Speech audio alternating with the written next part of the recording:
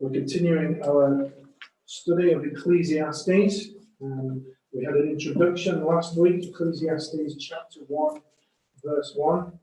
Again, some of us may need to brush the dust off Ecclesiastes, however. It's not a book that we go to often. So if you're wondering where it is, it's after Psalms, after Proverbs, and it's the very next, Ecclesiastes. If you get to the prophets, you've gone too far. Ecclesiastes. So we're continuing from chapter 1, verse 12, and we'll go to the end of chapter 2 today.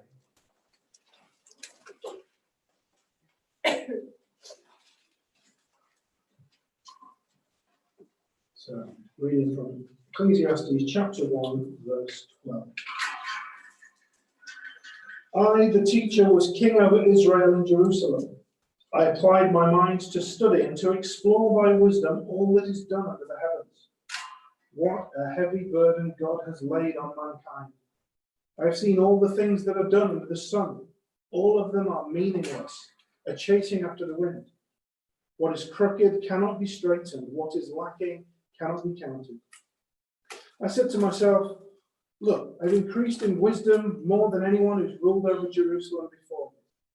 I've experienced much of wisdom and knowledge.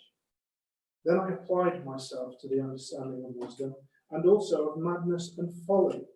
But I learned that this too is a chasing after the wind. For with much wisdom comes much sorrow. The more knowledge, the more grief.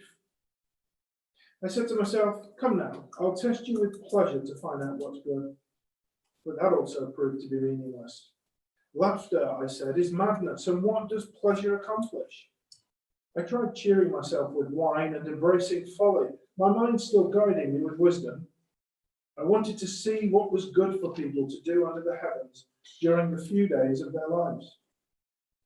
I undertook great projects. I built houses for myself and planted vineyards.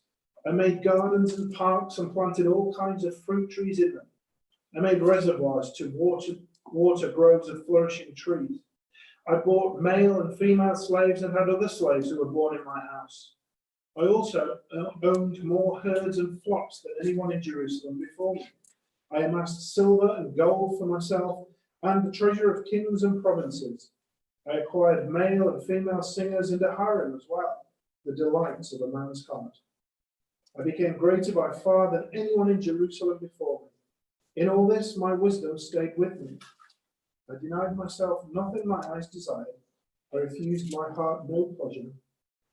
My heart took delight in all my labor, and this was the reward for all my toil. Yet when I surveyed all that my hands had done, and what I had toiled to achieve, everything was meaningless, a chasing after the wind. Nothing was gained under the sun. Then I turned my thoughts to consider wisdom and also madness and folly. What more can the king's successor do than what's already been done? I saw that wisdom is better than folly, just as light is better than darkness.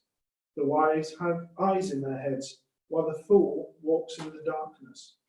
But I came to realize the same fate overtakes them both. Then I said to myself, the fate of the fool will overtake me also. What then do I gain by being wise? I said to myself, this too is meaningless. For the wise, like the fool, will not long be remembered. The days have already come when both have been forgotten. Like the fool, the wise too must die. So I hated life, because the work that's done under the sun was grievous to me. All of it is meaningless, a chasing after the wind. I hated all the things that I had toiled for under the sun, because I must leave them to the one who comes after me. And who knows whether that person will be wise or foolish? Yet they will have control over all the fruit of my toil, into which I've poured my effort and skill under the sun. This too is meaningless. So my heart began to despair over all my toilsome labor under the sun. For a person may labor with wisdom, knowledge, and skill, and then they must leave all they own to another who is not toiled for it. This too is meaningless and a great misfortune. What do people get for all the toil and anxious striving with which they labor under the sun?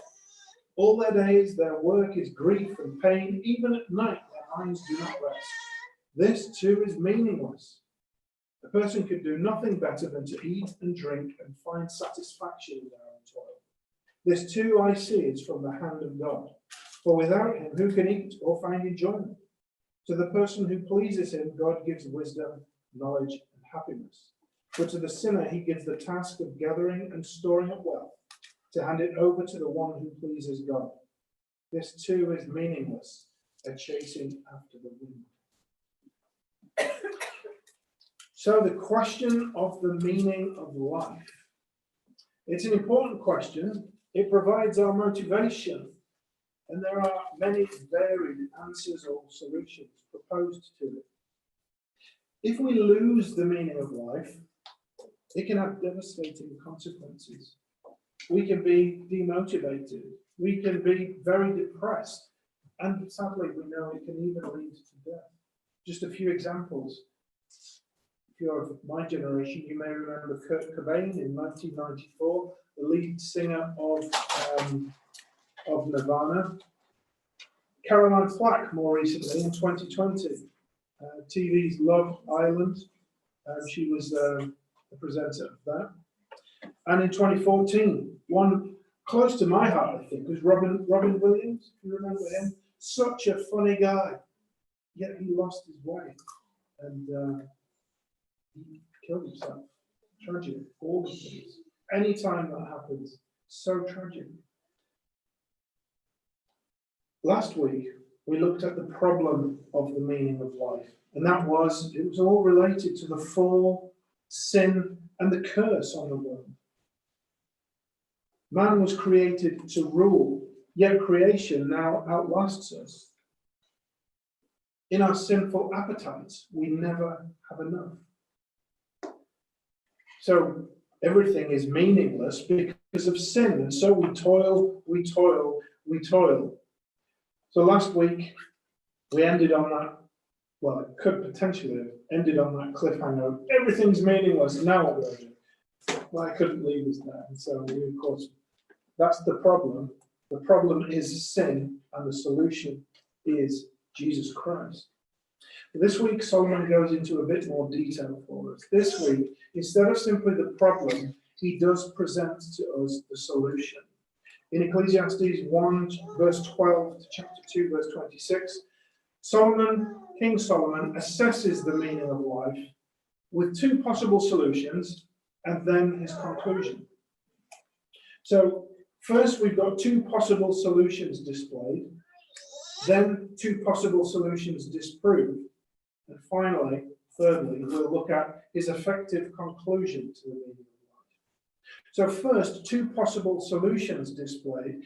He asks, is study the answer? And is stuff the answer?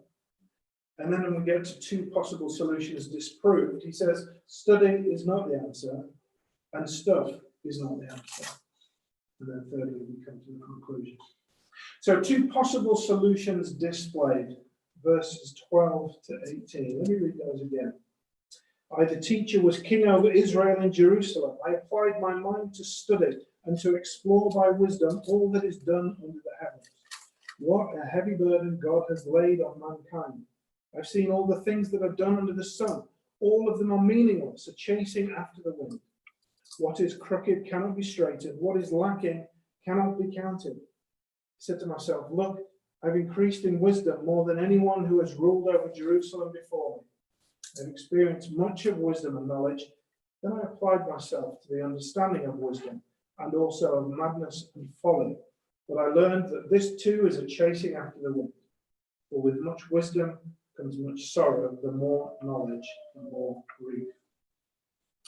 I, the teacher. So to remind ourselves, who is this teacher? Well, he's not named, but it is evidently King Solomon, because no one was greater than Solomon in all the kings of over Jerusalem. And just the things that it describes here in Ecclesiastes of him pursuing after, we read from the rest of Scripture that this fits King Solomon. Other kings would come visit him and pay tribute to him. He would amass gold and horses and women. When God appeared to him and asked him what he wanted, he said wisdom. And so God gave him that, in addition to all those other material blessings. Solomon was well known as the wisest man who lived. So Solomon is the teacher. It's estimated that his fortune was worth $2 trillion by today's standard. And he was, at that point, the culmination of the promise of God, the seed promise from the fall when sin came into the world. God made that promise in Genesis chapter 3, verse 15, that a seed of Eve, an offspring of Eve, would crush the serpent. That promise goes through the Old Testament, through Noah's covenant, through the Abrahamic covenant, through the covenant with Moses, through the covenant with David. It all comes together in the son of David, who at this point is Solomon. So he carries all of that promise with him, that promise of God. Now, he's not ultimately the one in whom it all comes true, but at this point when this is written, it looks like it's coming true. But we read to the end and we know that the true son of David is one yet to come, Jesus Christ. But all that to say, at that point, this made Solomon the most qualified person in the world to assess the meaning of life and to conclude that it's meaningless. He had everything, but he still had some itch that was not scratched. So what is his task? Verse 13, to study everything. And his conclusion is, what a heavy burden God has laid on man. After all this study, he concludes it is a heavy burden. Life is meaningless, chasing after the wind. Verse 15, we're broken, so we can't fix it. What is crooked cannot be straightened. What is lacking cannot be counted. Solomon just says, well, when I've studied everything and the whole problem, we can't fix it. That gap in our lives, we can't do anything about it of our own volition. We can't study it out of existence. Study won't fix it. So what about stupidity, madness? Just go with it. Don't even think about it. Just live life. Still, it's meaningless. It's interesting that Solomon here tries to study the problem to death and fix it with education. Today, the world seems to think education is the panacea, the thing that will fix all things. And it's not. Solomon proved this thousands of years ago. The more we know, the worse it gets. Despite human effort, we can't solve the problems of the meaning of life. We look back over history, it's just the same old problems, is it not? Maybe with a different wrapper. This verse 13, what is crooked cannot be straightened, what is lacking cannot be counted. It points us forward to chapter 3, verse 10. I have seen the burden God has laid on the human race. He has made everything beautiful in its time. He has also set eternity in the human heart. Yet no one can fathom what God has done from beginning to end. So we will get there in due course, but reading that helps us to understand here what Solomon is saying the problem is. God has given mankind an awareness of, or an orientation toward, eternity. We are eternal creatures in that respect. Not that we existed before, but we will exist on into eternity. It certainly speaks against that. I'm going to say it wrong. Annihilationism. That some people think, well, this is your life and that's it. When you die, you're out of existence. Scripture certainly doesn't teach that. All will be resurrected. Some to eternal life with God, some to eternal punishment. We have this awareness of eternity in us already. And that's the itch that we keep trying to scratch in different ways. Knowing that life isn't just about stuff, there's something bigger about life. And when we try to solve our problems or find meaning in temporary things of stuff, then that hole remains. Something is lacking. We need an eternal solution to that aching in our being. So Solomon tried to figure it out by study, but it didn't work. So he turns to stuff Two possible solutions displayed. The first is study. The second is stuff the answer. Verses 1 to 11. I said to myself, chapter 2, verses 1 to 11. I said to myself, come now, I will test you with pleasure to find out what is good. But that also proved to be meaningless. Laughter, I said, is madness. And what does pleasure accomplish?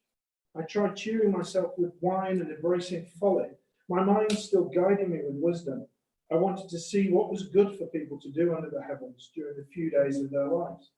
I undertook great projects. I built houses for myself and planted vineyards. I made gardens and parks and planted all kinds of fruit trees in them. I made reservoirs to water groves of flourishing trees. I bought male and female slaves and had other slaves who were born in my house. I also owned more herds and flocks than anyone in Jerusalem before me.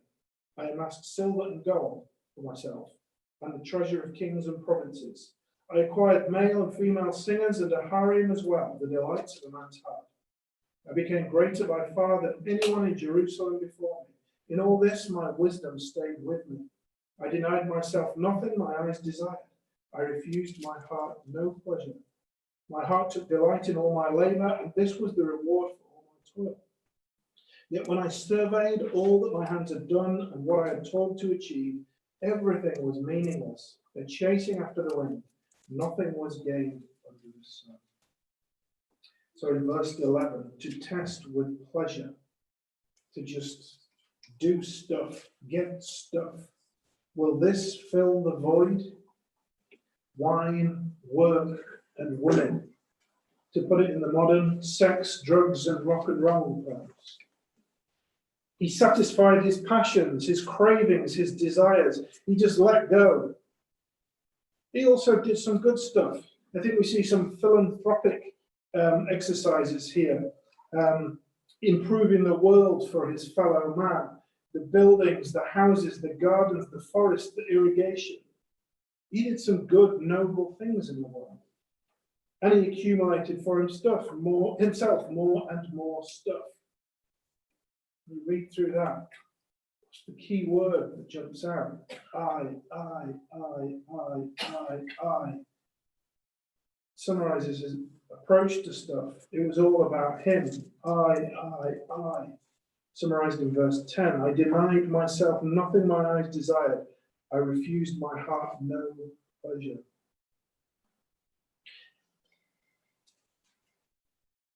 And then he looks back at taking that approach, just consuming everything before him, just pure enjoyment. He enjoyed his work. There's some good stuff in there. He enjoyed his work, but what did it achieve? It's meaningless. The more I get, the more I want, and I never arrive.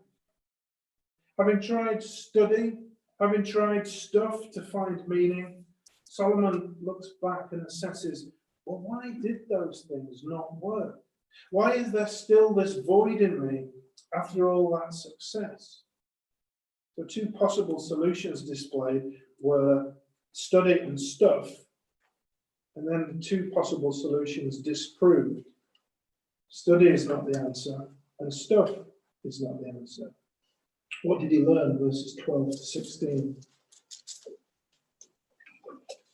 Then I turned my thoughts to consider wisdom, but also madness and folly. What more can the king's successor do than what has already been done? I saw that wisdom is better than folly, just as light is better than darkness. The wise have eyes in their heads, while the fool walks in the darkness.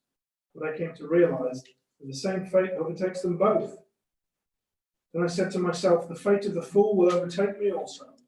What then do I gain by being wise? I said to myself, this too is meaningless, for the wise like the fool will not be long remembered. The days have already come when both have been forgotten. Like the fool, the wise too must die. What did Solomon learn here?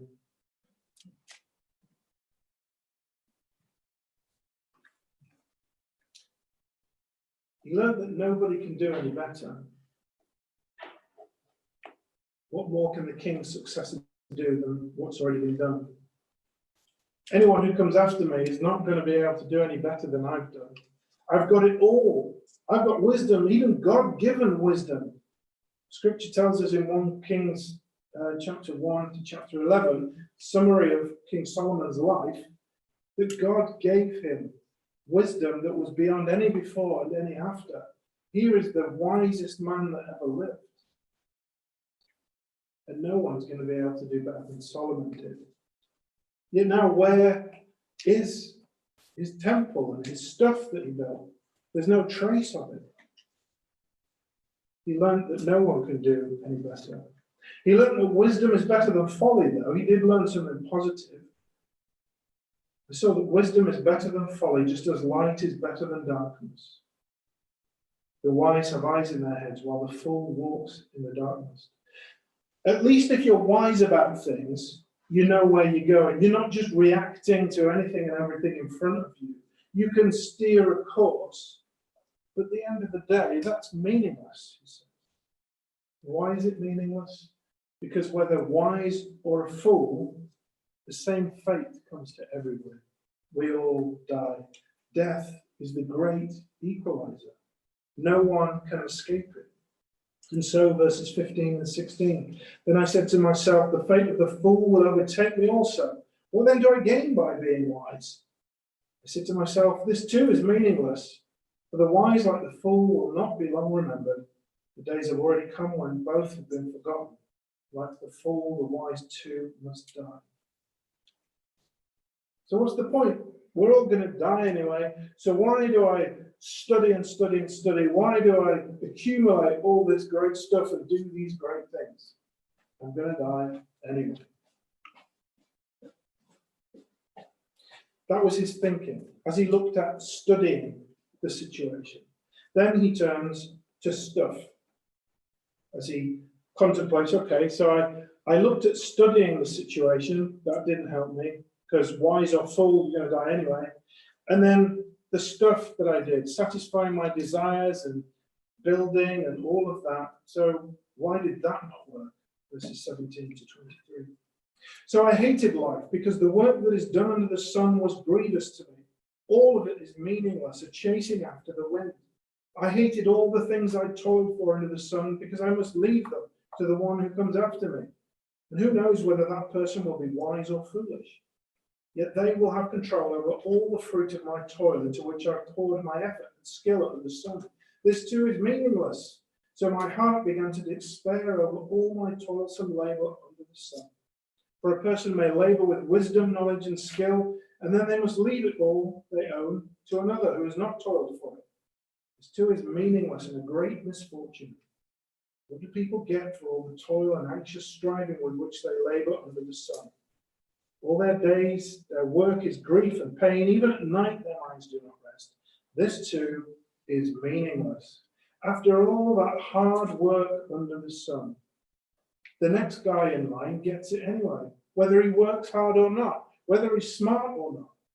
So why bother? And it might not necessarily go to his family. I mean, you could think, well, if I'm going to get a lot of stuff and pass it on to my family, then that could be okay. That might be a worthy task. You don't necessarily know that it's going to go to your family. You don't know what's going to happen. And Solomon had an inkling, again, as we go back to 1 Kings chapter 1 to chapter 11. As Solomon prays before the people and to the Lord, Solomon knew that the people of Israel would be exiled in the future. God had given him sight of that and awareness. So Solomon knew that all this stuff he'd done was worthless. All this stuff he'd made, it wouldn't be kept in the family. It would go to other pillaging nations to come in the future. This, of course, makes him most qualified to make these kind of judgments. And even if it did, the next guy could be a wise or a fool. It could be hardworking or not hardworking. I've been so wise and so hardworking, he says. Is it right that a lazy fool inherits it all? Meaningless, despair. Verse 21.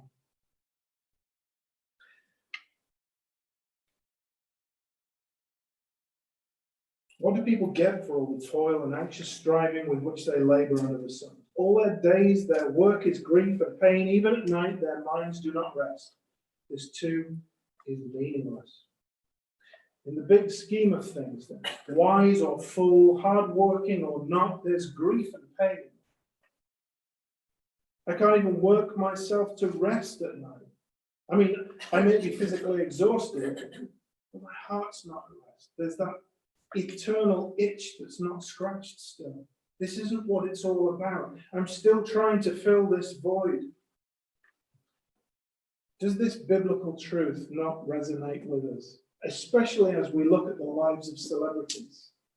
How many famous people with fame and fortune are addicted to drink and drugs? The number of rehabilitation clinics that are filled with famous people with depression, and sadly, those with suicide. But not just the celebs. I mean, those are the people that many of us look up to. But if they haven't got it, what about us, mere normal people? If they can't have satisfaction in life, how can the normal person on the street? We know people with depression, do we not? And don't many of them seem to have a good life? And then we know these days that depression is often an untalked of thing. Many people that we look at and might think they've got it together, they're often the people who are struggling the most. Like Robin Williams, for example. He looked like he had it together, was a funny bloke, seemed to enjoy life. Apparently not. Why is there this dissatisfaction, this eternal itch? This leads Solomon to his effective conclusion to the question of the meaning of life. Verse 24 to 26. A person could do nothing better than to eat and drink and find satisfaction in their own toil. This too I see is from the hand of God, for without him who can eat or find enjoyment? To the person who pleases him, God gives wisdom, knowledge, and happiness. But to the sinner he gives the task of gathering and storing up wealth, to hand it over to the one who pleases God. This too is meaningless, a chasing after the wind. Eat and drink. Satisfaction in toil. That's all that life is about. That would be meaningless if we stopped there. For the first time in the book, Solomon now brings God into the picture.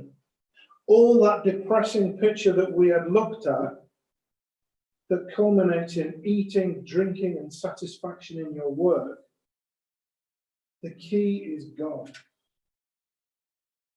That's the eternal dimension. That's the itch we're trying to scratch. It's getting back to God. Because in the fall, we lost Eden. We lost paradise. We lost our relationship with God. And we were consigned to toil for the rest of our lives. And we're always trying to get back there. Life is lived with an eternal dimension. Whether we acknowledge it or not, we are made in the image of God. And it's to him we're trying to return. What God has given us is for our good. We must live for him, though. We must please him. To do so, we need to live with wisdom, with knowledge, and then receive happiness. If we live for him, we will receive wisdom, knowledge, and happiness. And that's about living life his way. To be wise is to take this book, to understand it, to put it into practice, to live it, to live life his way, to know things according to the truth. This is truth. This is the only truth that there is. That is what leads to happiness. Because simply, when we live according to this book, we live life in accordance with the manufacturer's operating instructions and we don't void the warranty. We do what we were made to do when we live life his way. Verse 26, the second half. I'll read all of it. To the person who pleases him, God gives wisdom, knowledge, and happiness. But to the sinner, he gives the task of gathering and storing up wealth, to hand it over to the one who pleases God. Any good done, any accumulation of wealth, serves nothing really for the individual if they're not serving God. Because God, in his providence and his sovereignty, would simply take that wealth, will take that wealth, and give it to whomever he desires. I think of God's providence in Moses and the people of Israel coming out of Egypt. They had nothing. They were fleeing as slaves. But what did God do? He gave them good standing in the eyes of their Egyptian neighbors and were able to ask for anything they wanted. And they went with tons and tons of gold that they used subsequently in worship, in the different things that they constructed to worship God. Tons of gold, yet they had nothing. The things of this world are meaningless, chasing the wind, as futile as that would be, without eternal focus, without pleasing God. Because God just redistributes it as he sees fit. If you're a Christian, that should give you great peace and joy. As long as you're in the will of God and pleasing him, he will provide for you. If you don't know God, then there's no point hanging on to your stuff, because God will do with it what he sees fit. And you're still left with that eternal itch that's not scratched. Step one in all of this, the key question is, do you know God? Because if you don't, you can't please him. Hebrews 11:6 says, and without faith it is impossible to please God, because anyone who comes to him must believe that he exists and that he rewards those who earnestly seek him. Some people's response to God, or the question of God, it's a bit ridiculous, really, to say, oh yeah, God will accept me, he'll let me into heaven, because I've led a good life. Do you know him? No. Failed right there. If you don't know him, why should he let you in, to put it in that kind of speech? He won't. The only way to have purpose in life is to please God. The only way to please God is first to know God. Well, I'm a good person. Sorry, that doesn't cut it. The Bible teaches that there are no good people. All have sinned and fall short of the glory of God. And our goodness, our attempts to scratch that eternal itch and get back to God by our own doing of good things, or living our lives out 100%, being the person we were born to be, it's not good enough to get back to God. The only way to be reconciled to a holy God is to achieve a holy standard. That means a 100% track record. And you and I have already failed that. The only one who can make it right is Jesus Christ, who lived a perfect life. He achieved the standard, yet he's the one who paid a blameless death. He died in our place. So he lived the life that we couldn't, but he also died our death in our place. If we place our trust in him paying that bill, then we are made right with God. It's as simple as that. Now, he doesn't leave you there. It is as simple as that.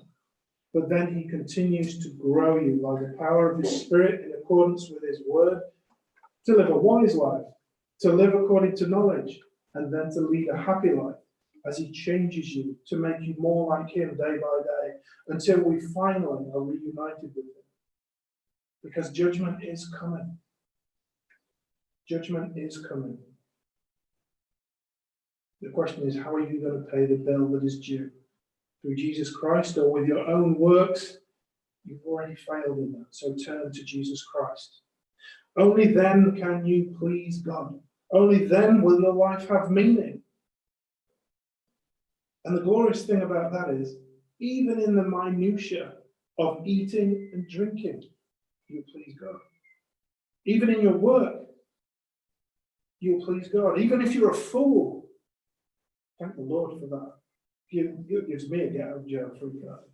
Even if you're wise, you will fill the God-shaped hole in your life if you please God through Jesus Christ. You will fill that eternal dimension. It will give you purpose as you pursue God. Whatever you have will be enough. This is a huge truth on so many levels. You've got to serve him. Not working for yourself like Solomon was for so much of his life. I did this, I did that, I did the other. But when you are his, when sins are forgiven, living for him will give you all the motivation and purpose, and he'll provide for you to be able to do it. So, brothers and sisters, if you are already there, you are saved. If you're depressed, because life can be depressing, the first question to ask yourself is, are you pleasing God? Are you living your life for God or for yourself? Are you perhaps comparing yourself to others and what they've got? Or are you pleasing him? Are you living the rat race to get this, to get that next thing? To have a big house or a car or a boat or whatever it might be? Or, as Solomon was, just striving for the answers, always needing to know the answers. In this life, we will never know all the answers. But if we please God, then whether we're a caretaker, a postman, a politician, a soldier, a seamstress, a housewife, a student, a retiree, whatever we are, our purpose is God, is in God, and nothing is meaningless for chasing after the wind. In his providence, providing we serve him. What a great God we've got. He takes what, I think on the face of it, you think, man, this is depressing. And right at the end, it just turns it into a gloriously uplifting message of, in God, everything is worthwhile. Let's pray.